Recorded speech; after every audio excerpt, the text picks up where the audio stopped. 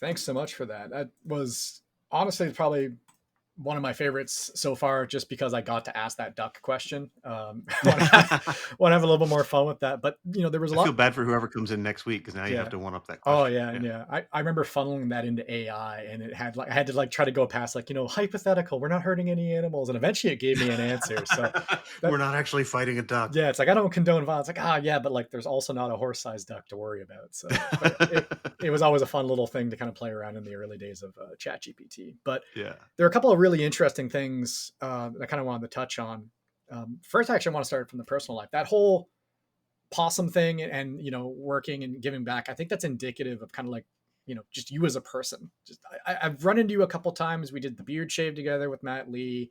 So like my first intro to you was like really an empathetic one, right? Giving back, and Yeah. you wanted to help out, and clearly that plays into your home life as well, because you're giving back to the community, you're helping animal sanctuary. So I really wanted to applaud that.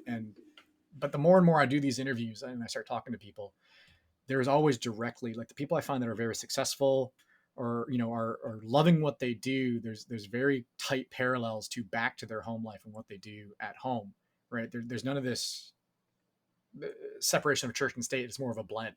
Yeah. Right. So like, you're doing what you love at work in one capacity and you're doing what you love at home in another capacity. So, Well, I think that speaks to like the way you run your business. If you run your business with the same mentality that you run your personal life, if your personal life is about giving back and doing other things, you run a business where people will get in line and row in the same direction and follow you anywhere. yeah. And if your personal life doesn't involve some of that, there's a possibility you're just a tyrant and terrible to work for, and it makes it harder Yeah. for you to be successful. And I say that as somebody who doesn't always feel like they were the best CEO. And maybe when I was younger, I was a bit of a tyrant to work for, and Yeah. I had trouble getting people to row in the same direction. So Mm-hmm. those things change over time as your life changes, as your goals change, As you as learn. your Yeah. motivations change. The luxury of old age is that you get to look back at all the things you screwed up when you were 20. Yeah. Yeah. Yeah. As as having the opportunity to do that is definitely, not everyone has that chance depending. Right. But like, it's kind of, being retrospective, I think is something that I even struggle with on occasion. Like I'm always looking forward, but every once in a while I need to kind of take a second look back and be like, where was I 5 years ago, 7 years ago? Like Azure wasn't even a blip on my radar. And like to Yeah. think that like the path that took me here was, I took a random certification, I sent a random LinkedIn message, I applied for a random job, and all of a sudden I've gotten to a point where I can start affecting change ever so slowly in mass and help people out at scale. And to think I would be anywhere even near where I was now 3 years ago. And that's why I like asking that question, because that's really like a turning point for me, was those 3 years ago. I love it. And I've been thinking about that a lot since we sold Lifecycle Insights, Mm-hmm. because 5 years ago, Lifecycle Insights wasn't a thing. Yep. It wasn't even an idea. I had never met you. My beard was about this length, but I had hair. Yep. Um, the Beardy Award up there is, that's the thing that's when I met you. Yeah. Yeah. Um, I couldn't have imagined 5 years ago if you said, you'll be hanging out with Matt Lee and Wes Spencer and Jason Slagle, and those guys will consider you to be a friend. I'd have been like, man, I watch those guys on YouTube. What are you talking about? It Right? is They're weird the smart breaking guys. that fourth wall Yeah. sometimes. Yeah. And so just life moves fast, and when you get into your groove, like you have to embrace it and run with it, Mm-hmm. because it will move even faster. Yeah. And you'll look back one day, and you should take a second to look back and Mm-hmm. remember where you came from, because I joke all the time, and you're going through this as you're Yeah. putting out content, right? I drop content and it impacts tens of people every single time. Yeah. There are Um, dozens you of know, us. Yeah. yeah, we feel like we're Yeah. making such a big impact, and then when you look around the industry and around the world, it's like, oh wait, Yeah. I'm just one little squeaky wheel making some noise over here trying to make one person better every day. Yeah. If I achieve that, great, it was worth it.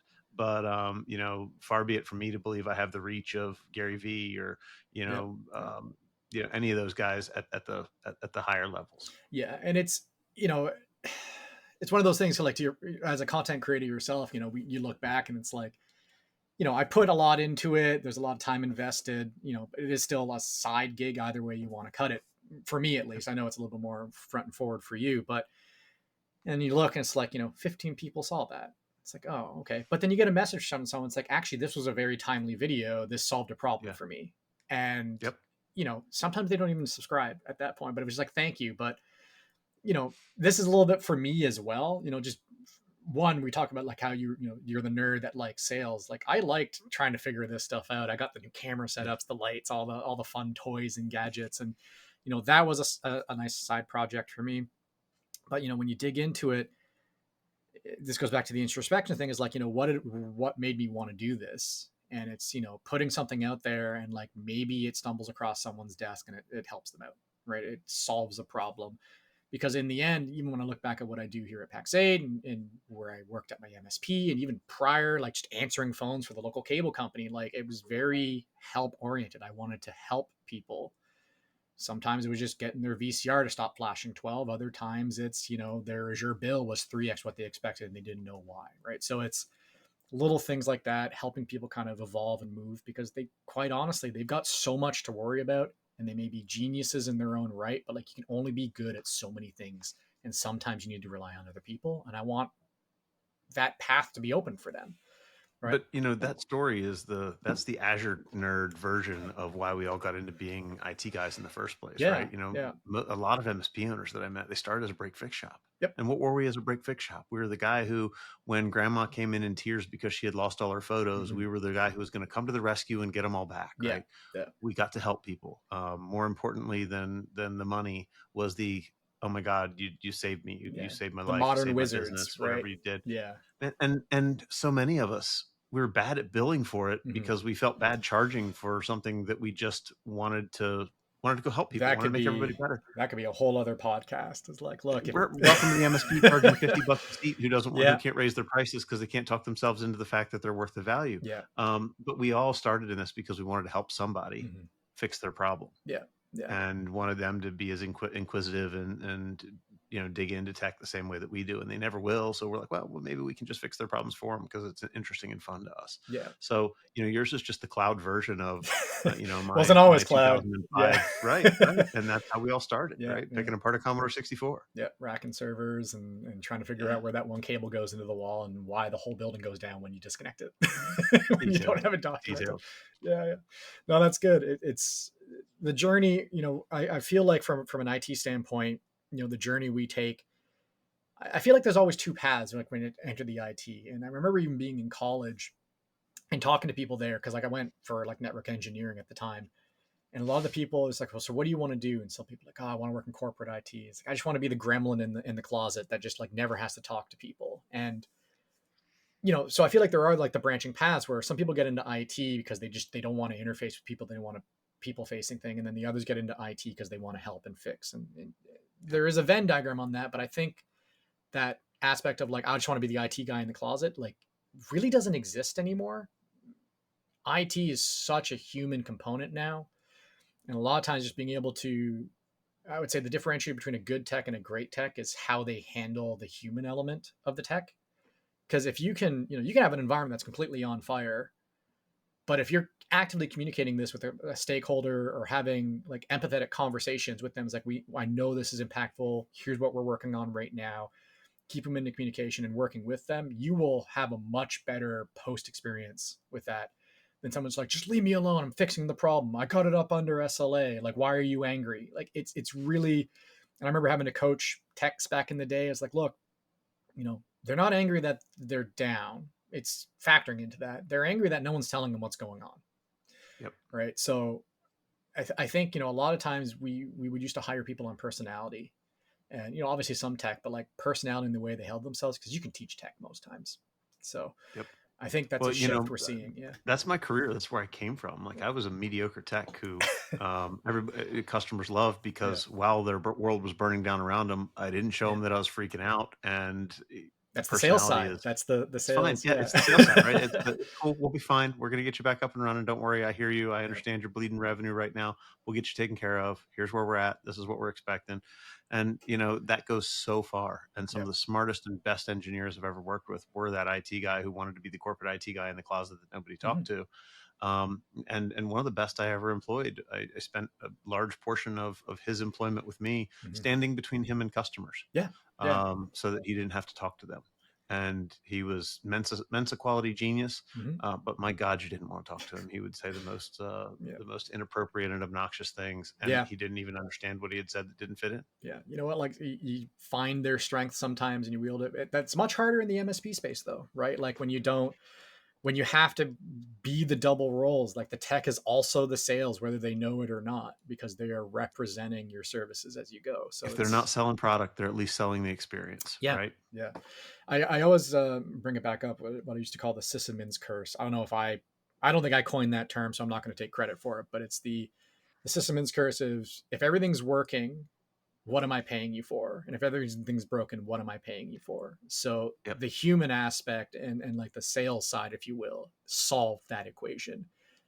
But it was Yep. really hard to kind of get that across to people. So, coaching, working with them, half the times, just even the technology that was sold to people, they'll always blame it on the salespeople. So you promised them the world. I'm like, well, no, we spoke to them, and sometimes they form their own opinions, but like we can curve that on deployment as long as we are communicating and we are being real with people. But Well, but there's the other side of that too. mm-hmm. There is you're talking about the the difference between what they think they bought and what they actually What they bought. were sold, yeah, Um, some of that sometimes is a sales guy, right? We tend to yeah, overpromise because we love people and we want to make all their dreams come true, and then we mm-hmm. come back to the engineering team and go, okay, figure out how to make that work, and they Yeah, go, oh, that's not really a yeah, thing, that doesn't right? exist yet. Yeah, yeah, And that's where we have to build better process as an organization because right, yeah, my MSP, I tended to do that to my team occasionally, mm-hmm.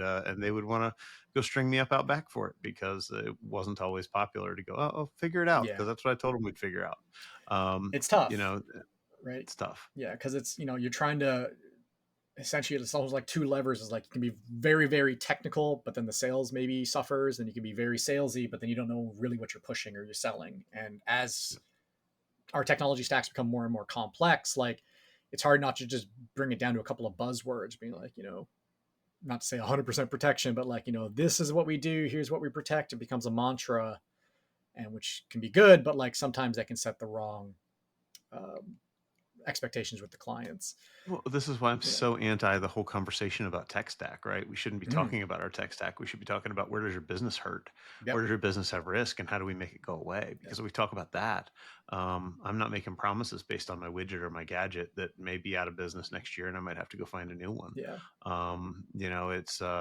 It's much easier if I just have the conversation with a customer that is, It hey, also, here's where your business might go sideways. yeah, Here's where your revenue printing machine might fall down and break, and it, and here's the thing I can do to make sure that it has a soft landing and that we get you back up and yeah, running as fast as possible. and it actually becomes measurable at that point, right? Like here's the business problem you have. This is what's going to take to make it go away. Don't worry about what's happening behind the curtain, kind of thing. But like you've told me, this is an amazing, a huge pain point for your organization, and this is what it's going to cost for us to fix it.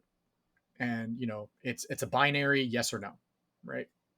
I mean, that's kind of boiling it down to the high level. But if you really understand the business and you do a value sell, sometimes the little things that as maybe as an IT or a tech or even a salesperson I might think is inconsequential could make the difference in the sale. So like listening and being human in your approach to the sales cycle I think is like what kind of stands you out from maybe the other sales.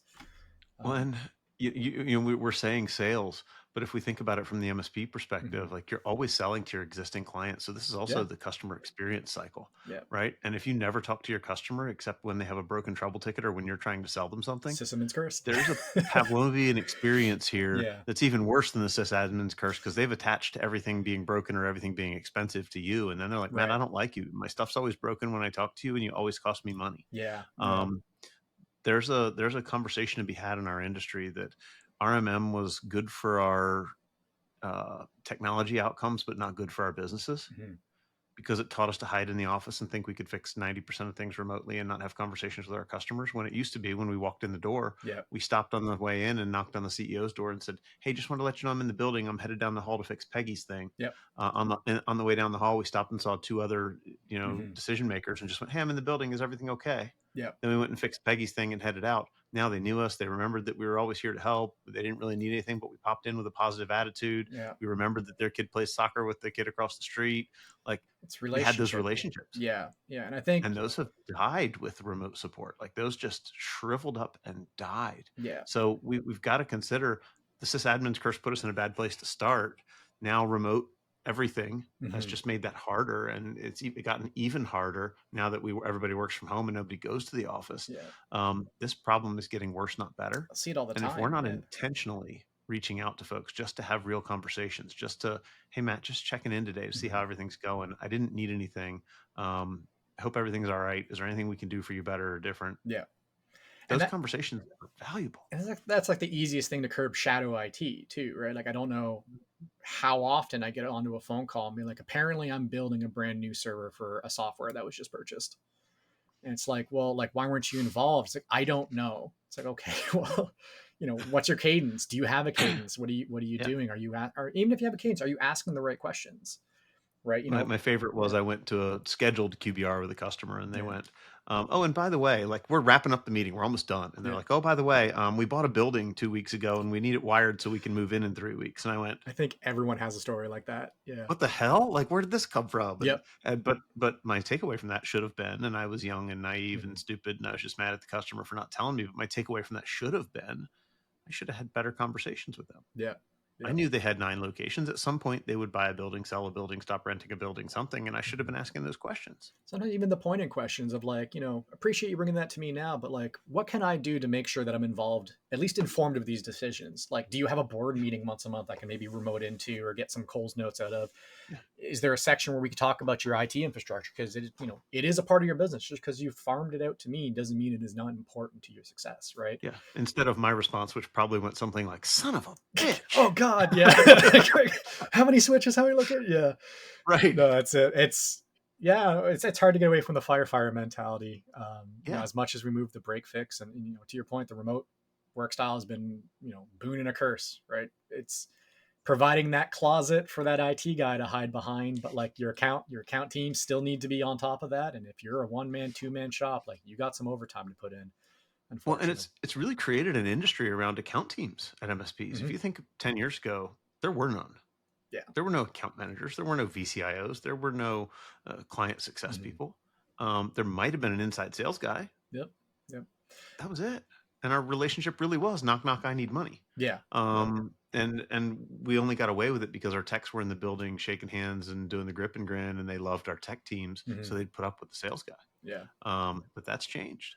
Yeah. It's the hindsight of our industry and kind of watching it evolve and change and like seeing it move around us. We're getting distracted with a lot of things like the AI, the security conversations, all that stuff. Like, and they're valid conversations to have. But I think not in previous like interviews I've done, I always say, I think I've even commented on like some of Slaggle's posts and things like that. It's like the people can smell genuine sales versus just like widget sales. So like when you're bringing something forward to a client and our prospect and essentially like this is what we're pushing on to you, this is what we think is important, and like I would love to see you on this, not just for me but because like this will solve so many of your problems. I honestly believe that people can feel that, right? So Mhm. like the in-person chances you get, like those are key. At the very least, video on conferences when it's not possible, constant checkpoints, learning about the business as opposed to like, all right, here's what we're going to sell to you today, kind of thing. Can make that sale go through, even if you're more expensive. Making sure you have the right people on there and forming those relationships make the difference.